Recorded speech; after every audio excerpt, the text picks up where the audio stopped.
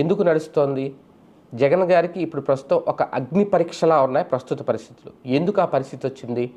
స్వయం కృతాపరాధం అనుకునే వాళ్ళు కొంతమంది, అలాగే ఇక మనకు తిరుగులేదులే, ఎవరి అవసరం లేదు అనే ధీమాతో ముందుకు వెళ్ళి బొక్కబోర్లా పడ్డారు జగన్మోహన్ రెడ్డి అనుకునే వాళ్ళు కూడా కొంతమంది.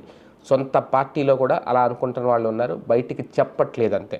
అవసరం వచ్చినప్పుడు సోషల్ మీడియా వేదికగా పంచుకుంటున్నారు. చాలా సోషల్ మీడియా గ్రూపుల్లో కూడా ఎవరికి వాళ్ళు తమ అభిప్రాయాలను వ్యక్తం చేసుకుంటున్నారు. దీనికి కారణం ఏంటి అంటే, అధికారంలోకి రాగానే వాలంటీర్ వ్యవస్థ అనే దాన్ని ఒకటి ఏర్పాటు చేసి క్యాడర్ని పూర్తిగా పట్టించుకోకపోవడం, కార్యకర్తలతో సంబంధం లేదు, ఇంకా కార్యకర్తలతో అవసరం లేదు అని అనుకోవడం. అదే ప్రస్తుతం ఆయన అగ్ని పరీక్ష ఎదుర్కోవడానికి అతిపెద్ద కారణం అనేది. సాక్షాత్తు విజయసాయిరెడ్డి గారు కూడా ఈ విషయాన్ని అంగీకరించారు, ఒప్పుకున్నారు.